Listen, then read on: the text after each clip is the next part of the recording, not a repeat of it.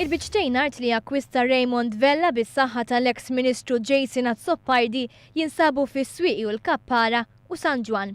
L-artijiet fis-swieqi u l-kappara hadhom tpartit għal biċċa art mitluqa li Vella kellu fil-Fekruna x-Xemxija.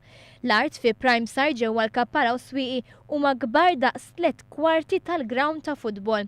B'kollox dawn iż-żewġ artijiet huma kważi 5 darbiet akbar mill-art li Vella, partitarju Nazzjonalista tal-qalba, kellu fl-inħawi tal-Fekruna.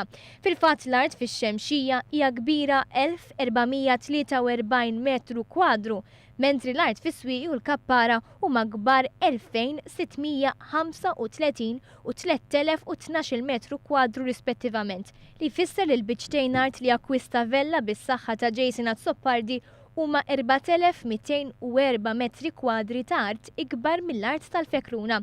Dokumenti li għandu fidejh One News juru li dawn il-biċċtejn artijiet kienu markati mill-Gvern preċedenti bħala żoni ta' żvilupp. Ir-rapport li sar mill-Kumitat ta' Evalwazzjoni kien ikkonkluda li l-art fi triq Witolli f'San Ġwan hija kbira biżejjed li tesa' żewġ villel lussużi ma jmissu mamkien. Dan fil-waqt li l-biċċa art oħra li ngħata fi triq lil wien limiti ta' swieqi kienet immarkata għal żvilupp ta' 9 semi-detached villa plots.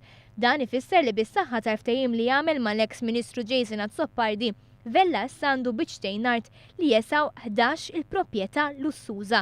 Oriġinarjament il-biċċtejn art fis-swieqi u l-kappara kienu tal-Knisja u waqgħu f'idejn il-Gvern bis-saħħa tal-ftehim li kien sar fl-1992.